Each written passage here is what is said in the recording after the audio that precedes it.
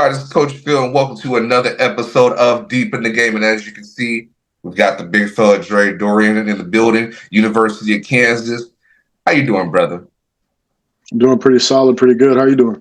I'm living, baby. I'm living, man. So you getting ready for the draft, man? Get more combining in the draft and pro days and all that, man. What you been up to?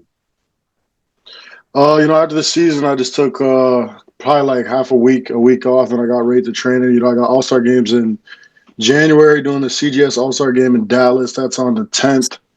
And I got, the CFL Combine. I got my national invite. That's in March. So, I mean, it's a pretty hectic part of the year for me. So I just been training and trying to stay on top of all that stuff.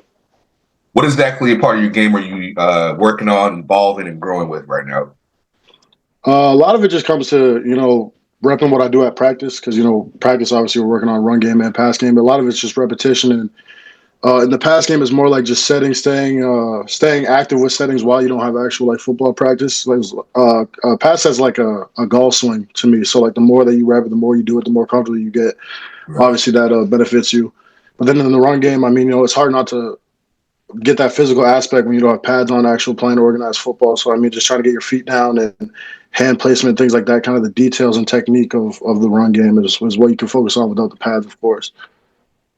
Where do you feel like your game is you can get better as far as your game? Because I've watched some of your film, man. I love watching you go second level. You are a beast when it comes to going to blow up a linebacker. But tell me if you could evaluate yourself, where do you think you can get better as a player?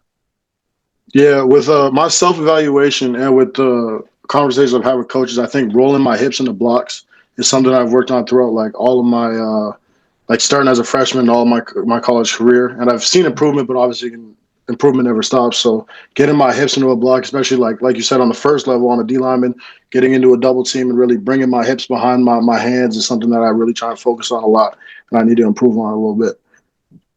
I do like also that when you do take on you do your blocking, man. Excuse me, you don't have any unnecessary steps, no false steps. Right. You're digging, and I mean you're putting in the work to be able to get it move to be able to move another man against his will. You're one of the best I've seen as far as going into this draft. But we're going to talk about your story, man. Tell us where you're from, London, Ontario. Tell us about your background, man. Yeah, born and raised in London, Ontario with my mom. When I turned 16 or 17, I had my little sister Jayla come into the picture, so she's running around now, kind of my mom's project now that I went to college. But born and raised in London, Ontario, went to Catholic Central High School, did all my years at Catholic Central, did 5 years. Was going through it with the recruiting process. In probably 10th grade, I told my mom I want to go play Division I football. And back then, that was kind of like a folklore to people. Like it was like, it's not really, you can't really do that at a Canadian high school. So I mean, it was rigorous. Every weekend we were going down to camps. Like we drove all the way down to Connecticut. Like every weekend we were going somewhere, Ohio.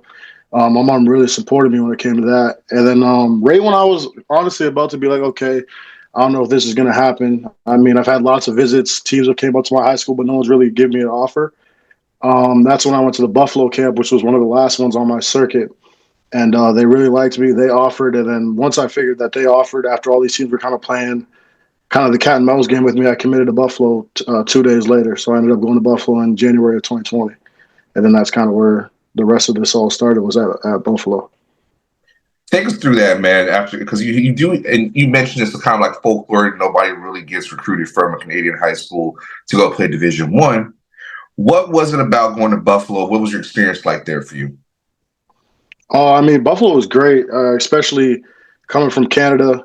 Seeing the resources they have, the money and the support that they give the football athletes there is it's like bar none compared to what I seen in high school. Of course, I mean that's any level. Coming from even American high school, going to a Division I program, it's a huge jump. But the coaching staff was great. Obviously, as they got to move on to Kansas and get the higher paying jobs and stuff like that, it shows the work that they put in. But it was a tough experience at first, getting used to little things like being a Canadian on the team, and there was other Canadians, but it's like you don't kind of get the initial respect that someone from like a Florida or Georgia would get. But I mean, once you show that and earn it, then people understand that you're not just that Canadian kid, and you're here to really play. Yeah, because we're so used to when we hear in the States, we hear so much about Canada, and they're not them boys can't play. But until you actually see y'all, they see y'all play, they have to respect you guys, man. You guys are Exactly. dogs. Like it's incredible watching you guys because it's very similar to how like in the States we're all about athleticism. I think you guys are more refined technique wise. Right. It's Right. it, For sure. it's That's one thing I noticed. And even the ability to just kind of, I feel like Canadian players, you know, that they have to be a lot more cerebral than like they can't just rely on like a kid from Florida just kind of relies on the speed. Like Canadian kids are really coachable and understand that they need every extra that they can get on top of the physicality that they lack, being, you know, not from a state that breeds athlete or track athletes or things like right. that. So Y'all good. Y'all really good, man. So how did you end up getting on to Kansas, man? so after the 2020 year, which was my first year, the COVID year, Lance Leipold, my head coach at the time, and the entire staff decided to go to Kansas. I stayed for a year under Coach Maurice Linguist. He's now the DB's coach at Alabama, but he was my head coach at the time at Buffalo. And I played that year, had, you know, played 12 games, started 10, whatever that was for that season. We didn't make a bowl game, and then I kind of decided I stayed this spring. After the season, I was like, I don't know if this is what I want to do. I stayed this spring, and it didn't feel right. It didn't feel like how the program I committed to under Coach Leipold.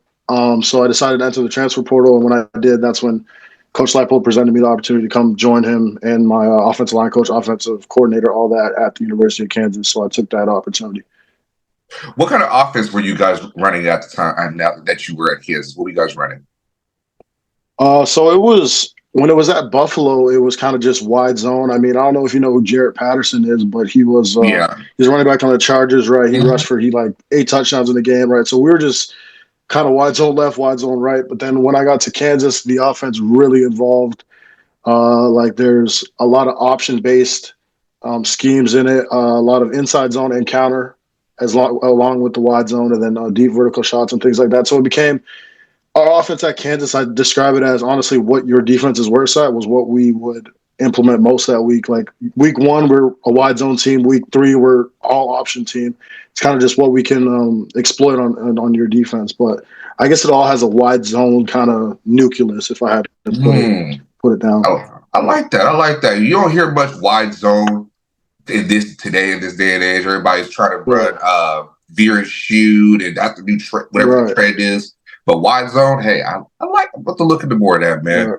I haven't gotten me personally as a defensive coordinator. I haven't had to go against a lot of wide zone just because it's complicated, Yeah. coach. But that's pretty good, man. You versatile For in your sure. blockings. That's great, man. So as you get ready for the combine and the draft, man, and all that, we talked about it off camera. What's the ultimate thing for you? Is it NFL? Is it CFL? Or is it just whoever wants to give you an opportunity? Yeah, that's exactly what it is. I mean, whoever wants to give me an opportunity to play football, I'm going to take it, of course, because I mean, especially through my 5 years of college, people don't get the chance to play football for the rest of their life. And I've seen a lot of people who haven't really come to that realization, and it kind of hurts them. So, I mean, if I get the chance, wherever I get the chance, I'd love to take an opportunity to continue playing the sport I love. Well, I speak personally. We need as many linemen as we can get. Right. We need Right. to, and that because our guards were getting. At one point, we had Micah Johnson playing left guard. So if we can get you playing Yeah, guard, man, hey, I'm with it. So for sure. but so we're gonna end it with a couple rapid fire questions just for people just to learn a little more about you outside of football. You ready? Yep. All right, what you be listening to, man, music wise? I listened to a lot of Lucky this year. A lot of Lucky. Obviously Drake being from Canada, but Lucky's kind of my like go-to this year for sure. Favorite Lucky song? First your go to. Probably Made My Day. It's probably my favorite song. Yeah. Okay, I like that. I like that. I like that. Who's your favorite team? Who's some of your favorite teammates at Kansas? Because the only teammate I know that you got is Kobe Bryant. So Oh yeah, I mean, he's he's a character. Like, he's a character. What he puts on film is not how he acts in the locker room. Like you would think he's like he's the jokester of our team. Like he's the one that he's hilarious. But I mean, I had a lot. Like there's too many to name. Honestly, everyone on that team. Like I mean, the whole line room. I guess I'll give them a shout out. Like that. That's a funny room for sure. But there's a lot of characters. Devin Neal's hilarious too. You know, if I start naming people, I'm gonna leave people out. So I can't do that. So. What's a funny moment you've had with the guys that you can share? So I know in college, wild shit be Yeah, happening. yeah. What's A funny moment. I mean, I guess this one is. I think back to the Liberty Bowl, which was 2 years ago, and we were in Memphis, and I was sick at the bowl game. And my roommate, who's Kobe Baines, he played at Louisville, and I was still at Kansas. The O line thinks this is funny, but I don't think it was funny. So I'm sick, and I'm laying in bed, and I'm like I don't want to hear it from anybody. And it's just me and him in the room, and then he just starts screaming, "Don't pour water on him! Don't pour water on him!" As I'm sleeping. So I like jump out of the bed, like who's about to pour water on me? He starts dying laughing because it was just me and him in the room, and like all the guys on the O line thought it was like hilarious. I'm like no, like I'm not in the mood for this whole joke. So I'm not with the that's the first one foolishness. that came to mind. Yeah, nah, not at all. I mean, you got to run the fade with me on that one. Right, right. Nah. Last question, man. What if you could say anything about yourself? You could sell yourself to a team. What would you tell them, man? What are they getting with Dre Dorian? I think with me, you get a leader of men. I think you get a guy that understands what needs to be done to accomplish the goal. I've been on programs that were 4-8, and I've also been on championship competing programs. So I know how to get a team up out of the dirt. On the field, I think I'm very physical, athletic. I think I am very good at transitioning things from the classroom onto the field and apply coaching to my game very well. I think you get a kid that loves football ultimately and wants to win a championship wherever I go. And I think that's kind of something that a lot of people don't understand, that it's a team sport and it's not always just about your individual successes. So I like that, man. I mean, I like talking with you, man. You got a real good head on your shoulders. I love watching your film, man, because a lot of times watching O linemen, it's you have to be cerebral and kind of just take what you can right. get from the film. But I actually thoroughly enjoying you put in work. I'm support it. I'm here for it. You got my stamp of approval, and I want the best for you. So if you ever need anything, man, I appreciate you coming on the show, man. And best of luck to you. I'll be seeing you at the combine, man. I'll see you there. Thank you. I appreciate you. Yes, sir. Yes, sir. So that's another episode of Deep in the Game. You might be deep in this game, but you got the rules missing. Till next time, everybody take care of y'all. Peace. The man's in the house. So crazy. The man's in the house. I'ma tell you the truth. The man's in the house. So crazy. The man's in the house.